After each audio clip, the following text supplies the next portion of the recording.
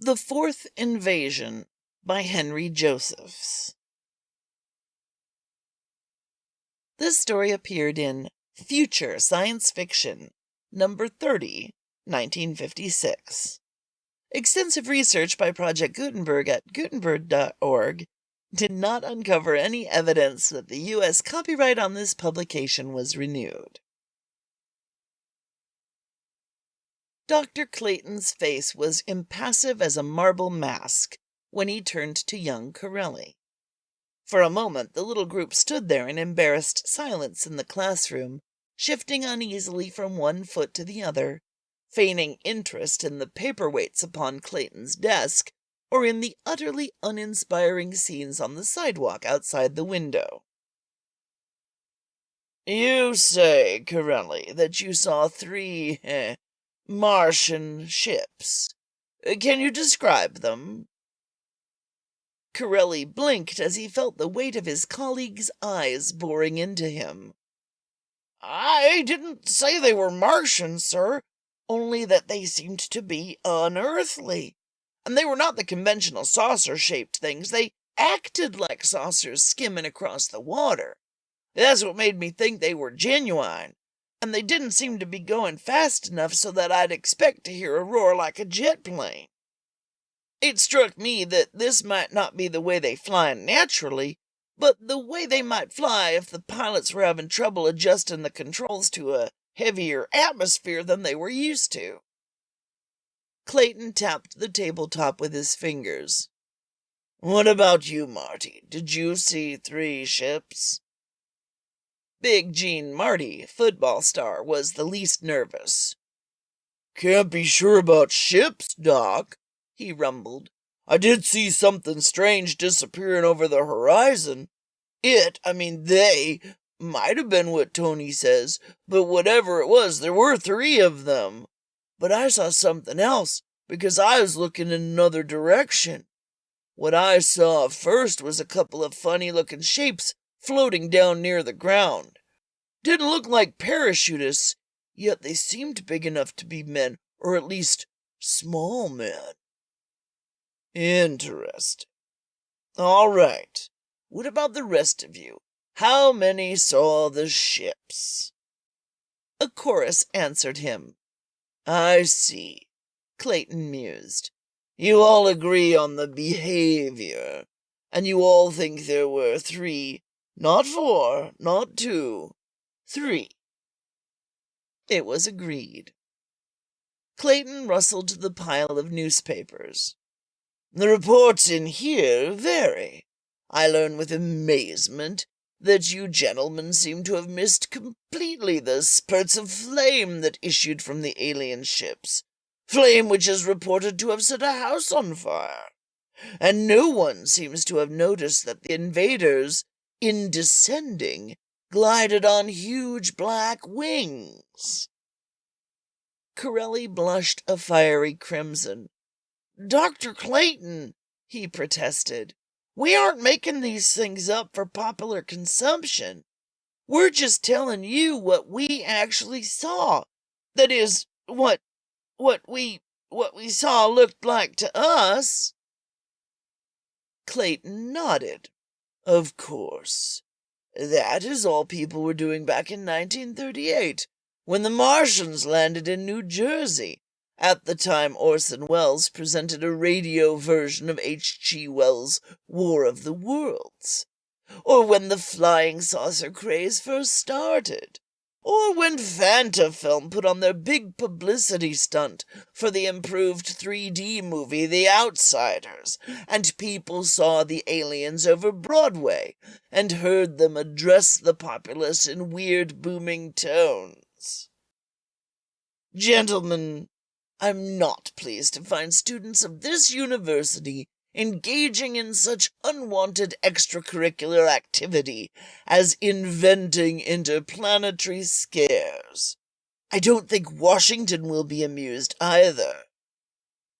Corelli clicked his heels. "Sir," he stated in dignified tones, "I resent these implications. I assume they have been directed at me.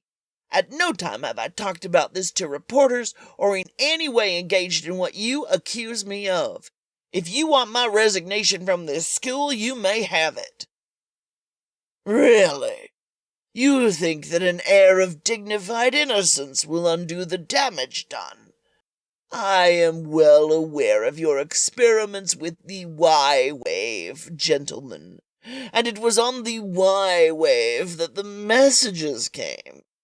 You may be interested to know that the number of lives lost, the property damage, the business losses due to the panic have not yet been fully determined. But it makes the hysteria following the Fantafilm hoax very small potatoes by comparison. You may withdraw now, gentlemen.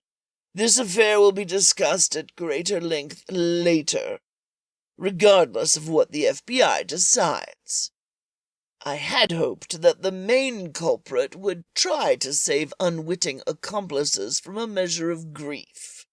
That is all." The 7 students left Dr. Clayton's office in record time. Professor Elton rapped the table for silence. "Gentlemen," he began, "Dr. Clayton and I both extend our sincere apologies." He smiled wanly. "Of course that does not exonerate anyone from the charge of gullibility, but Harvey Gale's confession has been fully confirmed by the FBI, and you and this university have been cleared. The public knows now that your testimony helped lead to the facts in the case. To me, the most interesting feature of this business is the fact that Gale was able to put over this hoax, despite the fact that the public had been taken in 3 times before. The Orson Welles scare rode on a wave of war hysteria. The flying saucer craze followed the World War, and the Fantafilm hoax came when the world was still in dread of sudden bombings. But the Gale hoax, what can we call it but what is loosely known as the continuing gullibility of human beings? We trust that this demonstration you have just observed will help you to remember that while seeing may be believing, it's wise not to believe until it has been established just what you saw." In his private office, Dr. Clayton leaned forward over his desk. Or, to be more exact, something that looked like Dr. Clayton leaned over the desk. The face was impassive as marble, but from out a slit in his chest, a pair of black antennae-like feelers were vibrating into a framed picture on the wall, from which the picture had been slid aside. "Landing safely effected. Brief panic when several terrestrials sighted ships. All clear now. Full report containing details on latest successful persuasion of Earthlings that Martians or other aliens are imaginary will follow." From the speaker beneath the desk came sounds of gasps, heavy breathing, then shuffling footsteps. Clayton pushed the picture back into place, then took off the skin-painted vest he wore, with the flat box on its inside. He snapped a switch on the side of his desk. "There, now they can't hear, if any are still hanging around." Professor Elton looked at him bewilderedly. "I don't get it.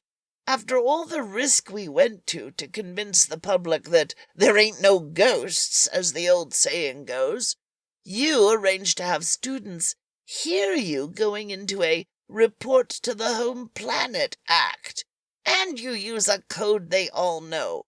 What's the point in undoing it?" Clayton nodded. "It looks somewhat mad, doesn't it? Well, the psychology team was sure of the necessity. You see, More and more humans remain unconvinced each time one of these hoaxes are exposed.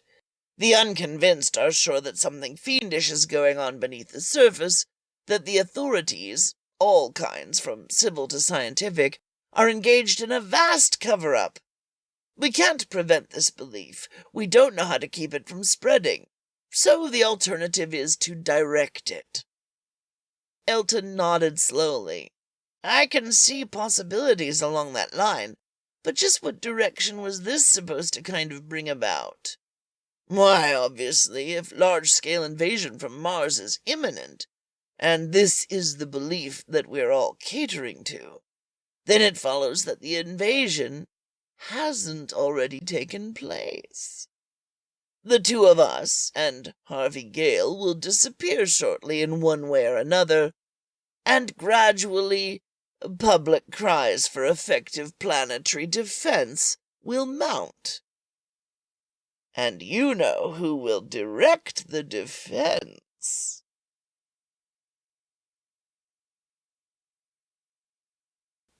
The end.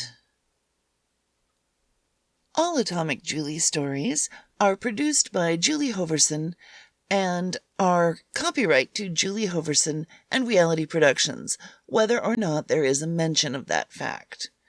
These stories may not be reproduced or sold in any manner without previous permission from the copyright owner.